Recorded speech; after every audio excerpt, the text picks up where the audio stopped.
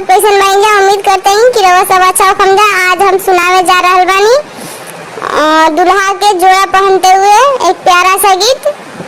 और हमार वीडियो पे बनल रहम जा और वीडियो को लाइक सब्सक्राइब और शेयर करत रहम जा।